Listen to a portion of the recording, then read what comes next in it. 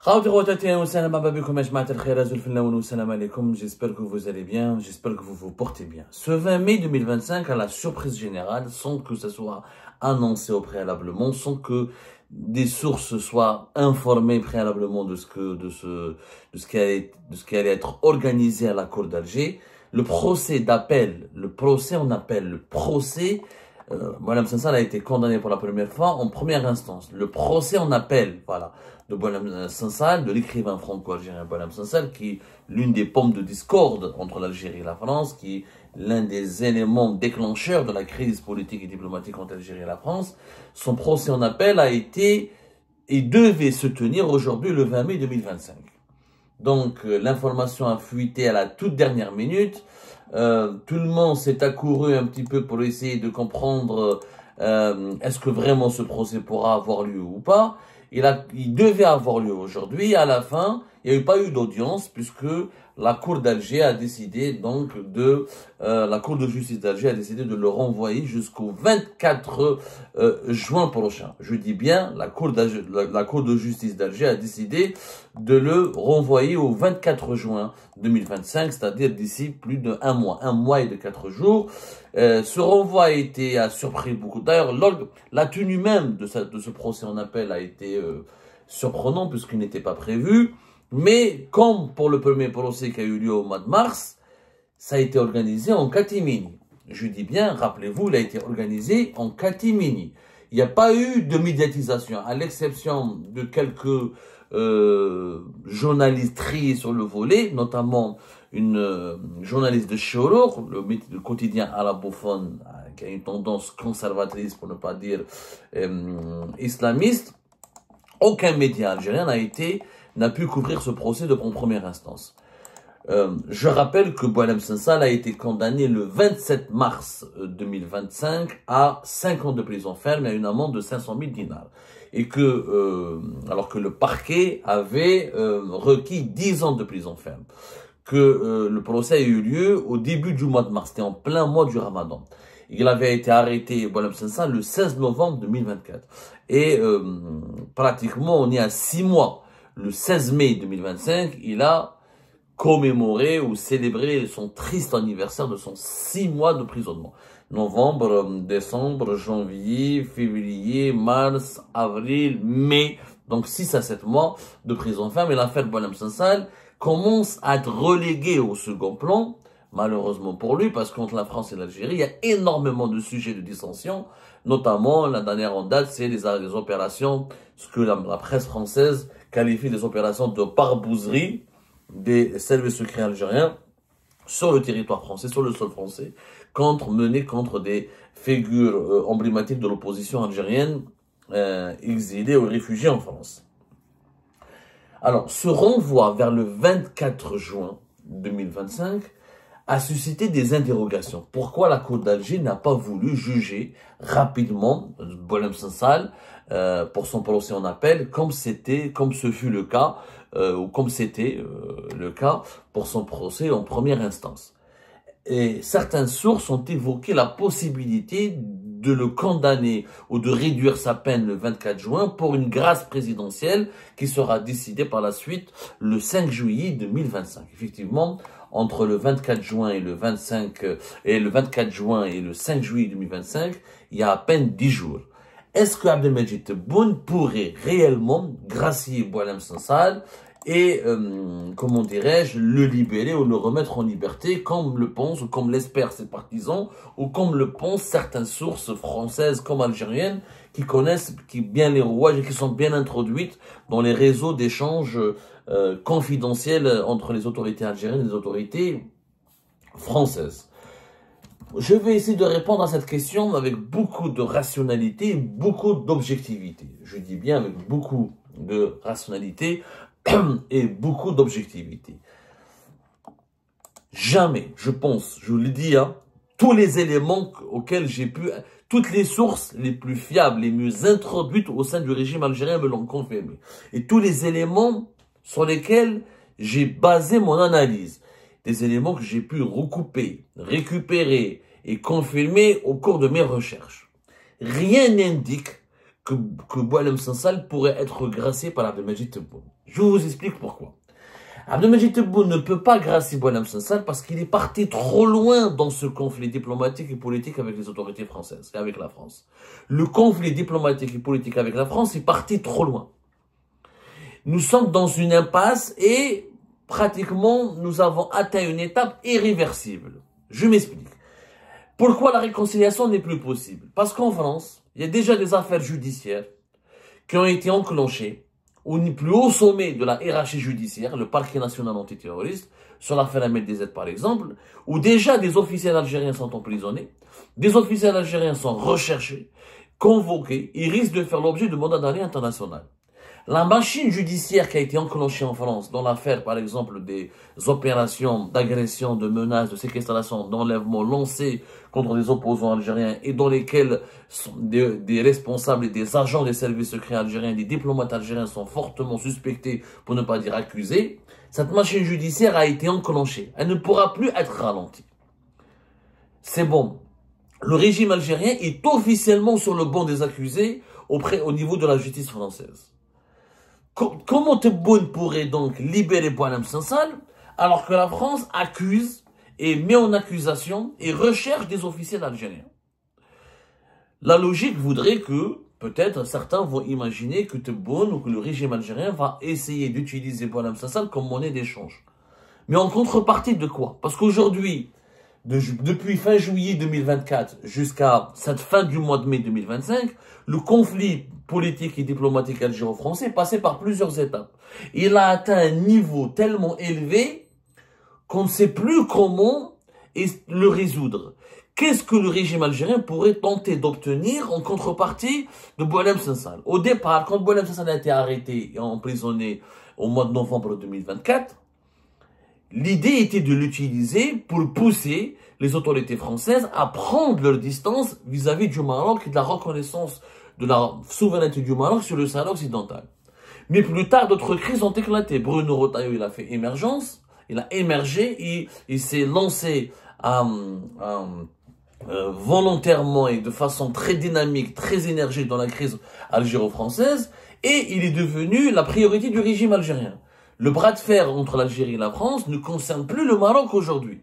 Abdelmadjid Tebboune l'a confirmé à la fin du mois de mars 2025 lors de son interview. Il a dit, Khlas, pour nous, pour les autorités algériennes, ça ne les dérange plus que la France et le Maroc soient amis, soient alliés. Les autorités algériennes ont juste exigé de réduire le nombre des visites des officiels français sur le territoire du Sahara occidental, ou quand ces visites s'imposent, elles ne doivent pas concerner des membres imminents du gouvernement français. Pas plus. Ce n'est plus le Maroc qui dérange. Aujourd'hui, c'est devenu Bruno Retailleau et la montée en puissance de la droite nationaliste et conservatrice française qui menace, lance des menaces, des ultimatums, qui torpille les intérêts algériens en France.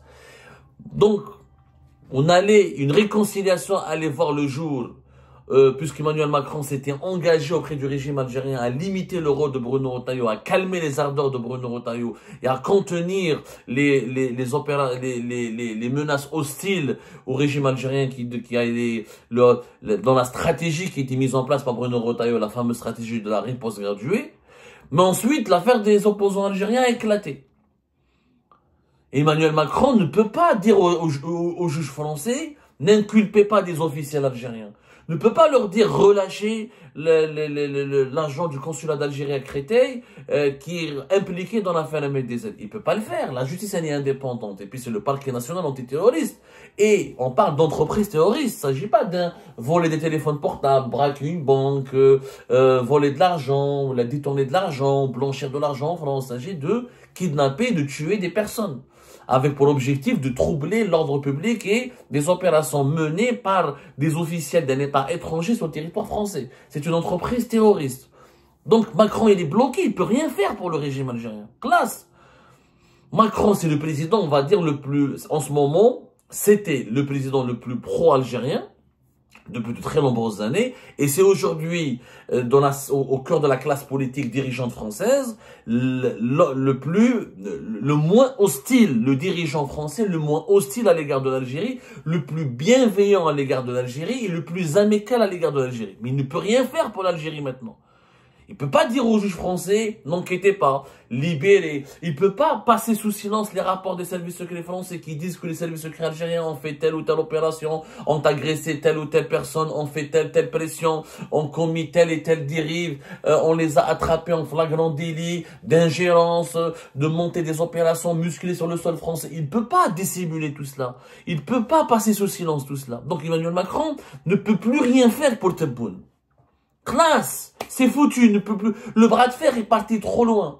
Si la réconciliation pouvait avoir lieu avant, si la réconciliation a eu lieu avant l'affaire MDZ, et si le régime algérien aurait pu obtenir un compromis avant le début de l'affaire MDZ et de l'affaire des barbouzeries des services secrets algériens sur le sol français. Mais maintenant, c'est fini. Le bras de fer a trop longtemps duré. Et il y a eu de nouveaux acteurs qui ont fait leur entrée au sein de cette crise. Il y a eu Bruno Retailleau, les influenceurs algériens, les migrants algériens profitent dangereux. Ensuite, la question, la problématique des laissez-passer consulaires. Ensuite, le gel des accords de 2013 et de 2007. Qu'est-ce que Tebboune pourrait demander maintenant à la France? Au départ, on savait que le problème, c'était le Maroc et le Sahel occidental. Après, c'est devenu Bruno Retailleau, le ministère de l'Intérieur français. Après, c'est devenu la DGSI, les services secrets français. Après, c'est devenu l'affaire des opposants algériens. Après, c'est devenu la question migratoire. Donc, il y a trop de problèmes maintenant qui se sont posés sur la table. La carte Boualem Sansal ne peut plus être utilisée par le régime algérien. Qu'est-ce qu'il va demander?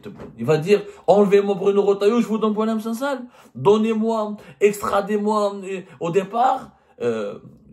Après, lorsque la question du Maroc et du Sahara occidental ne se posait plus sur la table, ne devenait plus un problème fondamental pour la réconciliation entre les deux pays, le régime algérien était tenté de faire du marchandage. Genre, on vous donne Boualem Sansal, donnez-nous des personnalités algériennes subversives, sulfureuses, corrompues, recherchées par l'Algérie. Classiques comme subversives, sulfureuses et corrompues. Parmi lesquels, Abdeslam Bouchouareb, des hauts responsables du MAC et quelques opposants algériens vigoureux et virulents que vous connaissez tous. 19 personnalités ont été proposées, les autorités algériennes ont demandé un échange contre Boualem Sansal et des membres de ces 19 personnalités. Bien sûr, le régime algérien a visé haut, il a demandé 19 personnalités, il était prêt à négocier pour avoir 2 ou 3 en échange de Boualem Sansal. La France ne peut plus le faire parce qu'aujourd'hui, elle ne peut même pas négocier ni pour Boualem, ni pour Bouchouareb, ni pour quelqu'un du MAC, ni pour personne d'autre, puisque le régime algérien aujourd'hui est accusé par le parquet national antiterroriste d'entreprises terroristes sur le sol français. Comment la France peut négocier avec un régime qui est accusé par sa propre justice, la justice française, d'entreprises terroristes? C'est parti trop loin. La crise est partie trop loin. Donc, qu'est-ce qui lui reste bon? Comment il peut grâcer? S'il fait la moindre décision favorable à Boualem Sansal, qu'est-ce qui va se passer? Tout le régime va se retourner contre lui.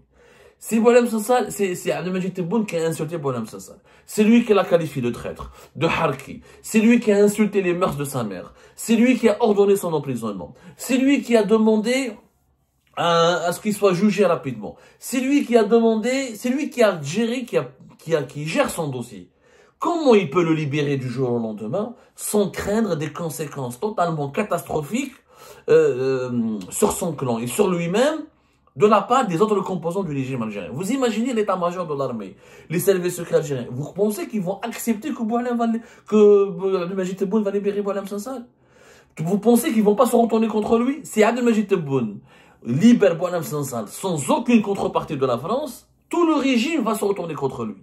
Les ennemis de Tebboune au sein du régime, parce que Tebboune, il a beaucoup d'adversaires, beaucoup d'ennemis au sein du régime qui n'en peuvent plus de lui, qui n'ont pas cautionné vraiment son deuxième mandat, qui étaient contraints, obligés d'accepter son deuxième mandat et qui l'attendent au tournant à la moindre erreur. S'il libère Boualem Sansal, le régime de l'intérieur va se retourner contre lui, et il va l'accuser de haute trahison, et il va l'accuser de président qui a échoué, de président qui est mauvais, de président qui est nul, de président qui s'est agenouillé, qui a baissé le pantalon face à la France. Ça sera le prétexte idéal pour ses adversaires de l'enlever. Et là, Tebboune le sait. Tebboune aujourd'hui, il sait qu'il est coincé. C'est pour ça qu'il a essayé une réconciliation au mois de mars. C'est pour ça qu'il a accepté de négocier au mois de mars. Parce qu'il a compris que le conflit avec la France, il a échappé de ses mains. Il a échappé à sa maîtrise. Il a échappé à ses Il lui a échappé des mains, voilà, il lui a échappé des mains. Il a échappé à son contrôle. Pourquoi? Parce que jamais Tebboune n'a pensé que ce conflit avec la France va impliquer, il y aura Bruno Retailleau qui va jouer un rôle. Bruno Retailleau, خرجوا من القصبة، خرجوا من كما نقولوا Alger، خرجوا من القصب. Il est sorti des bois, des buissons. Personne ne s'attendait à ce qu'un ministre de l'Intérieur français devienne puissant, demande à la DGSI de démanteler les réseaux du régime algérien, utilise la crise des influenceurs, utilise la crise des migrants pour torpiller les accords de 2007, de 2013, pour refouler les dirigeants algériens, pour faire menacer le régime algérien, pour faire des ultimatums. Ils ne pensaient pas que Bruno Retailleau allait émerger. Ils n'ont pas prévu le cas Bruno Retailleau. Ils n'ont pas prévu l'affaire des opposants. L'affaire MDZ, ils ne l'ont pas prévu. Tebboune et son entourage ont pensé que Macron allait étouffer ces dossiers-là. Que la justice française n'irait pas loin. Que la justice française n'oserait pas enclencher des poursuites judiciaires contre des officiels algériens tant que Boualem Sansal n'est pas libéré. Tant que Boualem Sansal n'est pas revenu en France, n'a pas été remis en liberté. Le régime algérien pensait que la France allait se contenter de discuter ou de régler ou de réduire son problème avec l'Algérie uniquement à la question du Maroc et du Sahara occidental. Mais c'est parti trop loin. La crise est devenue multidimensionnelle. Et quand la crise devient multidimensionnelle, c'est-à-dire qu'il nous faut des échanges et des négociations et des pourparlers sur tous les sujets qui fâchent. Et les sujets qui fâchent maintenant sont nombreux.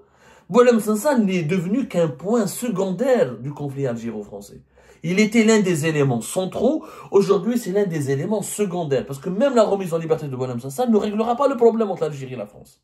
Il ne réglera pas le problème autour des laissez-passer consulaires, autour de la question migratoire, autour des opérations menées par les services secrets ou des diplomates algériens sur le sol français, autour de l'ingérence, des tentatives d'ingérence étrangère auprès de certaines classes politiques françaises d'origine algérienne.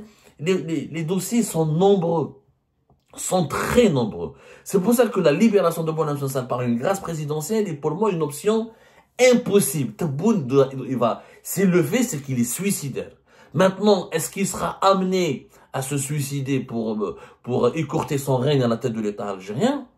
C'est un scénario que moi je juge improbable, mais vraiment improbable.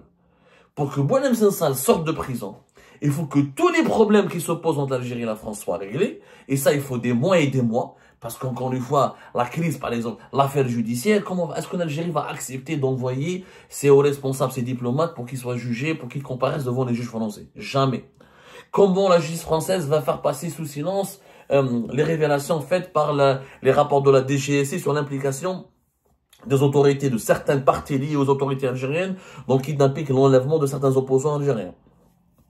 C'est devenu ingérable. Cette crise s'est tellement amplifiée, a tellement pris de l'ampleur qu'elle est devenue ingérable.